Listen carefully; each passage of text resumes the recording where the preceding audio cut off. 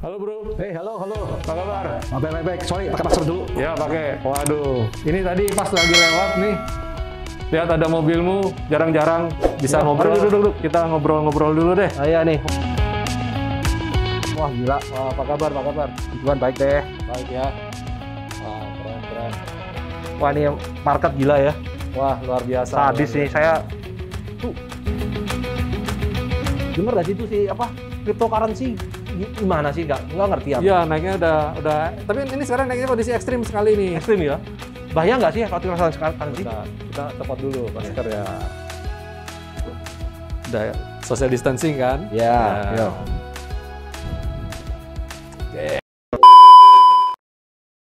Wah ini gimana nih si cryptocurrency nih? Ya, kalau sekarang kita lihat dari dua sisi lah. Ini mau untuk trading atau mau invest. Kalau untuk invest, jujur saya bilang sih riskan. Riskan ya? Iya, karena cryptocurrency ini wujudnya apa sih? Sekarang yang lagi rame kan Bitcoin, Ethereum, XRP, Binance, Doge, yang lagi digoreng nih Doge sama Binance.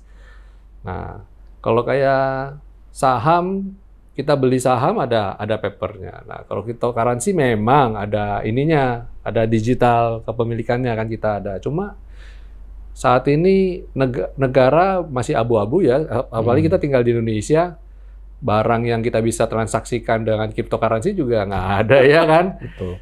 Nah, jadi mungkin saya bisa jelasin dikit nih buat dirimu nih, biar jangan sampai kejeblos lah istilahnya ya. Soalnya ada beberapa teman kita ya kemarin kena isu pom-pom Binance, beli di pucuk. Wah ini minusnya udah berapa persen ini per hari ini, mungkin udah minus sekian puluh persen. Belinya udah di atas, telat masuknya. Kalau kita masuknya kapan itu ya nggak apa-apa. Cuma bisa ya. Waktu itu kita masuk waktu itu kan spekulasi. Posisi Bitcoin lah. Nggak ada digoreng sampai Elon Musk beli, mana nggak ada. Ya, masih semua by sentimen aja. Belum ada fundamentalnya, belum jelas ya batasan dia di mana, harga realnya berapa nggak tahu ya. Nah harga real yang nentuin pasar sih. Pasar ya. Jadi, mau cerita sedikit. Kemarin ada yang nanya nih, kok Bitcoin bisa jadi currency? Jadi currency itu kan mata uang ya. Kok bisa jadi mata uang itu gimana ceritanya? Nah mungkin saya bisa jelasin dikit. Jadi gini, pada dasarnya mekanisme kita dalam trading ya, yang kita bisnis nih lakukan ini ya, you jual baju, jual ke orang sebagai alat pertukaran barang dan jasa itu kan uang, ya kan? Ya. 1 lusin, 2 lusin, 3 lusin, ya kan? Betul. You jual rumah, ada uang yang dikasihkan ke kita. Itu untuk barter. Ya. Kalau zaman dulu kan purba kan barter, ya Betul. kan? Nah, akhirnya karena dulu barternya pakai mungkin hasil tanam, hasil perkebunan, hasil tani kan juga ribet ya. Masa jual rumah, bukti pembayarannya apa? 1000 pohon duren, ya kan? Gimana cara kita nukernya? Ya kan? Wah, ribet juga. Iya. Tentunya gimana coba? Berapa duren yang dihitung? 1000 truk duren. Nah, susah juga. Susah. Nah, jadi pakailah mata uang, ya kan? Ini cikal bakal akhirnya cipta mata uang. Nah, sekarang masing-masing negara kan punya mata uang sendiri-sendiri, ya kan? Kita juga tahu itu. Nah, terus belakangan karena ya ini komunitas underground yang merasa bahwa mereka tidak mau dijajah dalam currency negara dan lain-lain. Akhirnya bikin mata uang digital yang menurut mereka lebih safe, tidak bisa dipalsukan. Karena memang begitu, nggak bisa dipalsukan. Dan yang bikin Bitcoin dan Ethereum naik karena apa? Sudah stop produksi. Sudah nggak ada barang Bitcoin. Yang sekarang diputarkan itu, ya mungkin ada, saya nggak, ya ini mekanisme yang ini masih gray area ya. Antara mereka masih mining Bitcoin atau enggak. Tapi intinya karena harga itu naik berdasarkan supply dan demand, apapun itu. Harga naik karena demand-nya tinggi dan supply-nya menipis. Tuh. Nah, itu yang bikin Bitcoin bisa sampai 50.000 US dollar kan karena nggak ada lagi. Nggak ada lagi. Mereka merasa nggak ada lagi. Dan ya pertanyaannya adalah seberapa banyak orang mengakui Bitcoin itu sebagai currency. Contoh, saya mau jual rumah nih ke kamu nih. Ya. Bayarnya nggak mau pakai rupiah, pakai Bitcoin aja.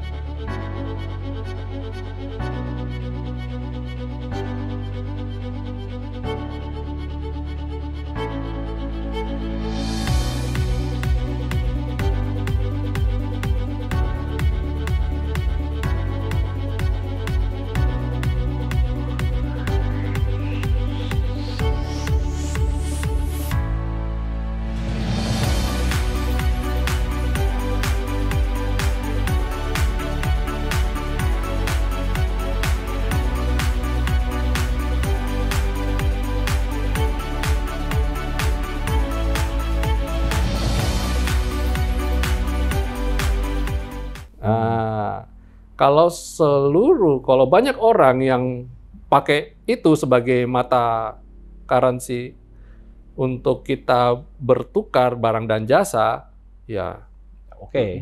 dipakailah. Tuh. Cuma pertanyaannya adalah legal apa enggak? Betul. Balik lagi, Indonesia kebijakannya bagaimana dengan mata uang digital? Tuh. Masing-masing negara kalau bikin mata uang digital, ya kembali lagi kan? Kembali lagi. Jadi ya kalau saya bilang sih, sekarang momentumnya dibuat untuk trading saja lah. Trading aja. Jangan invest. Kalau mau invest, ya small money aja. Anggap uang dingin dan siap hilang. Udah itu aja. Ya, siap bilang itu ya nggak pusing Ya, biasanya. dulu Ya. waktu terendahnya kan Bitcoin pernah tertinggi sampai berapa ribu US dollar, terus turun sampai mungkin di bawah 1.000 atau di bawah 500, saya lupa. Terus sekarang udah naik lagi sampai tertinggi pernah 50.000 US dollar. Betul. Dan sekarang sudah koreksi lagi ke 48.000 apa 45.000, saya lupa. Nggak ngamatin juga sih. Nah, itu ya. Makanya ada beberapa yang tanya, kok kenapa Bitcoin bisa jadi mata uang? Karena itu. Karena Terus kalau itu kan dengar-dengar kan juga ada wacana kan dari beberapa pemerintah masuk Indonesia kan pengen buka mulai fokus ke bank digital ya, bahwa mereka juga ini seru nih. Iya, seru makanya. Terus dia juga merasa mungkin mata uang saya bisa dibuat digital. Misalnya rupiah dalam bentuk digital. Itu gimana? Masa nggak sama Bitcoin? Ya, kita kalau ngomong itu kita ngomong mungkin bisnis yang 5-6 tahun yang akan datang. Tapi kita juga tahu kan, kalau kita dulu bilang di dunia digital itu 5 tahun yang akan datang, saat ini percepatan, ya kan? Dulu kita ngomong bank digital, sekarang dalam waktu pendek, tahu-tahu udah dibuat regulasinya. Betul. Orang rame-rame bikin cemplung usaha masuk bank digital konvensional, bank konvensional. Betul. Rame-rame mulai masuk ke ranah digital. Betul. Dan saat ini yang jangka pendek yang kita lihat bank digital itu adalah mungkin tetap dengan currency kita, tapi dalam bentuk transaksinya dalam bentuk digital. Kita tidak perlu lagi pakai uang fisik, ya, tinggal nge-tap, tinggal scan QR, uang transfer, backdoor, dan sebagainya. Totalnya semua uang yang di-print sama berarti kan ya? Nggak ada... Ya, sama. Ya, sama kan value-nya masih bisa diukur. Sama. Kalau mamanya kita masih terima uang fisik, kita store. Kalau store dulu kan, ke bank, ke teller, sekarang banyak pakai mesin anjungan tunai, store tunai. Nah, sebenarnya bank digital itu ada plus minusnya.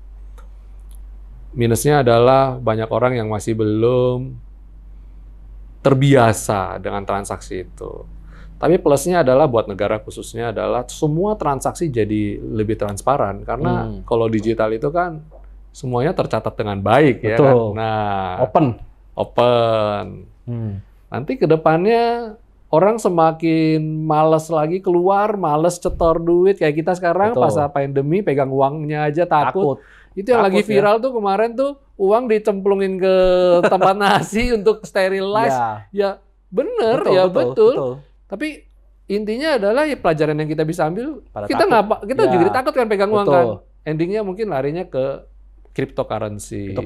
Ya, ujung-ujungnya mungkin 5-6 tahun lagi, kita nggak tahu. Itu misalnya bank kan, aku bingung juga sih liatin itu bank-bank gede kan.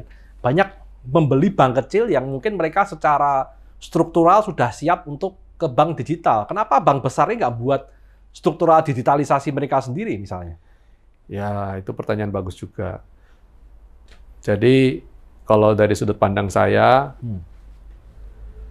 suatu corporate ya, bank itu kan institusi corporate, tidak mudah untuk merubah platform. Kita aja, usaha kita aja, Iya. mau rubah platform aja nggak gampang, Iya, ya kan? pusing.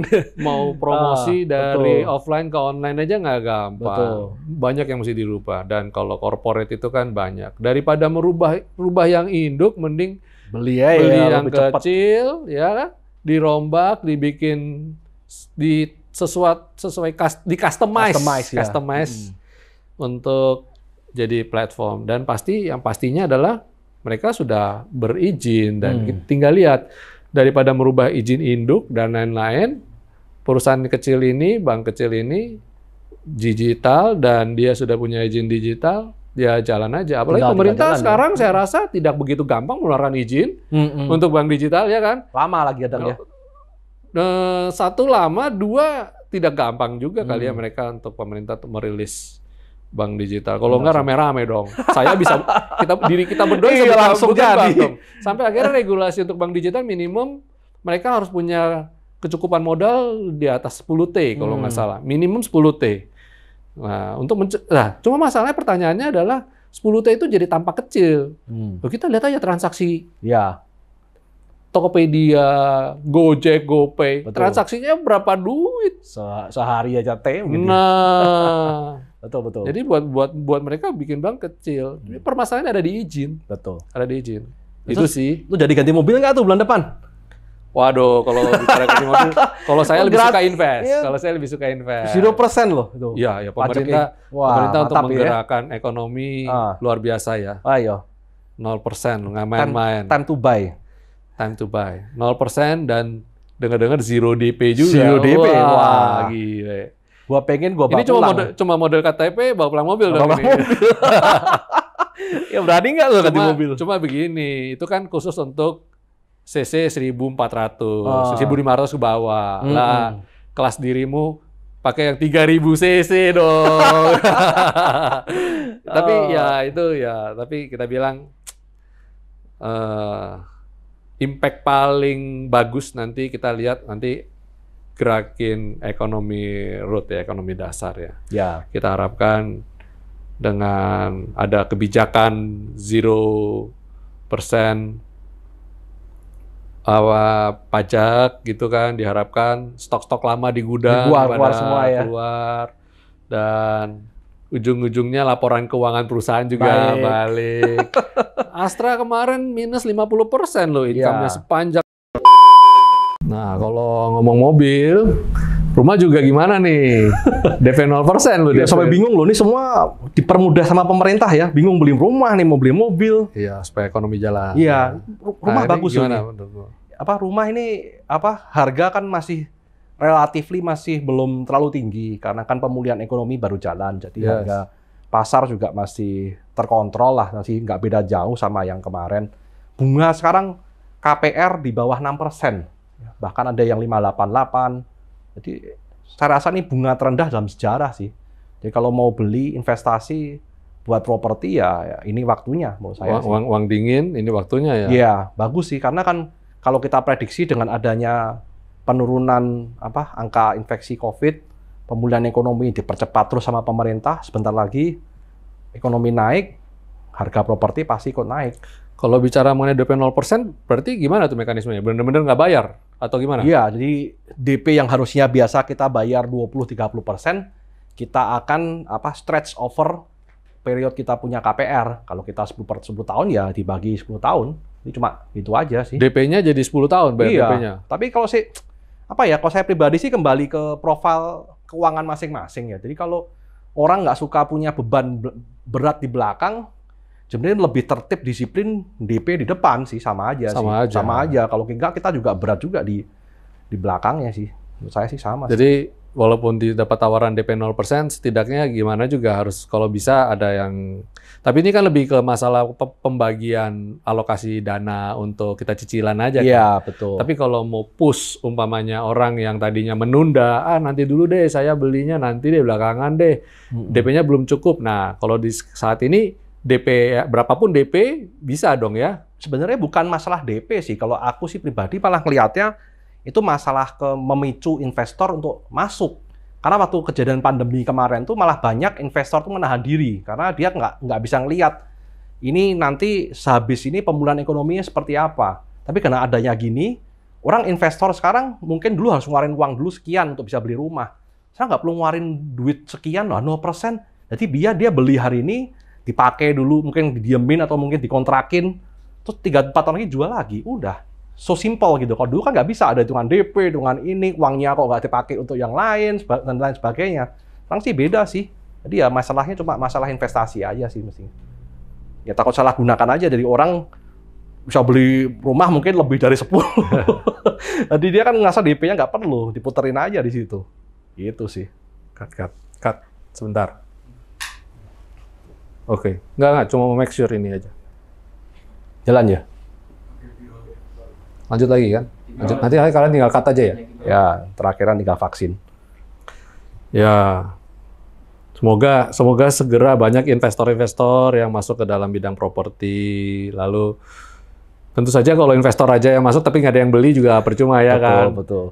Nah, terus dengar-dengar vaksin gimana nih? Sudah mulai bergulir kan ini kan? Ya sebenarnya sih vaksin menolong banget sih. Itu kan jadi setidaknya kita mempunyai antibodi ya. Jadi ya mungkin nggak bisa 100%, tapi kan kita di dalam tubuh kita kan ada antibodi. Jadi ya setidaknya kalau ada paparan, kalau jumlahnya nggak terlalu banyak, nggak signifikan, kita sendiri juga mungkin respon tubuh kita sama infeksinya nggak terlalu parah sih. Harapannya kan seperti itu sih. Kalau bicara vaksin, kira-kira berapa lama nih bakal tuntas nih? Atau giliran ke kita sampai ke masyarakat umum yang divaksin berapa lama nih? Ya, kita juga banyak juga loh yang udah kepengen banget ini ya. Jadi kan aku kemarin ngobrol sama sama tim yang bagian medis ya. Jadi tim medis kan nginfo saya, Pak Kris, kalau cara jalan kita seperti ini ya, itu bisa lama banget nih karena kan dirasa juga pemerintah akan membutuhkan bantuan banyak dari pihak swasta ya. Kemarin disetujui itu kemarin untuk dipercepat. Tapi yang jadi masalah tuh gini, kalau dari tim saya kemarin sampaikan, mereka bilang gitu bahwa kalau di negara lain, misalnya Singapura atau negara-negara lain ya, itu nilai kepulauannya tuh tidak seluas Indonesia. Jadi logistik untuk vaksin tersebut nggak terlalu membutuhkan banyak cold storage ya. Kalau sini kendala ya. Kalau sini kendalanya berat ya. Pucuk-pucuk berat loh. Tapi kan kalau sampai desa-desa pelosok pedalaman mestinya COVID belum sampai sana kali. Iya nggak sih? Iya nih sih. Diutamakan yang kota padat penduduk dulu. Iya. Gitu, tapi susah juga sih. Mereka juga membutuhkan ya, kasihan juga. Karena yang masalah buat mereka tuh kan kota besar ya, asumsi ya. Kayak kemarin yang teman-teman dari tim medis nyampaikan, itu banyak sekali tuh transportasi pakai evakuasi dari pulau-pulau ke kota-kota besar. Iya, betul juga ya. Kalau kita di Jawa, kalau sakit COVID gampang rumah sakit. Kalau yang di pulau susah loh. Kalau sampai kena COVID susah loh. Susah. Makanya sampai mereka harus menghabiskan biaya cukup tinggi untuk evakuasi. Kemarin ada beberapa dari pulau di Kalimantan, di Sulawesi. Dibantu oleh tim medis kita bawa ke Surabaya, ke Jakarta. Susah nggak tuh cari kamar tuh? Katanya susah juga. Susah sekali ya. Tapi sekarang pemerintah bagus kok. Jadi mereka sangat membantu pasien-pasien ini. Jadi prosesnya dipermudah. Dulu kan harus izinnya pakai Dinkes, izin KKP bandara, KKP, puskesmas setempat. Sekarang mudah sih, cuma cukup izin aja dari KKP, dari rumah sakit yang akan menerima, mereka mendapatkan izin, tinggal berangkat. Jadi prosesnya lebih disingkat. Jadi waktu berangkat dari pulau itu sampai ke kota besar, anggap Surabaya lah, let's say lah. Itu kamar sudah pasti tersedia apa mesti antri dulu tuh? Jadi gini, sebelum berangkat itu biasa kita ngecek dulu kondisi pasien ini ketika landing itu membutuhkan support medis seperti apa. Oke. Misalnya, ini butuhnya kamar isolasi biasa. oh ya kita carinya kamar isolasi. Kalau membutuhkannya ICU ya itu yang lebih susah karena kan harus kesediaan ventilator. Wah itu dan nanti proses transportasinya juga kita harus menggunakan alat khusus. Kemarin tim membeli sebuah alat dari Rusia. Jadi alat itu seperti kayak inkubator bayi itu. Wah. Pasien dimasukin situ dan setiap tenaga medis dari. Masih telah menonton video ini, jangan lupa subscribe channel Tekon TV. Share video ini jika kamu mendapatkan manfaat darinya. Terima kasih.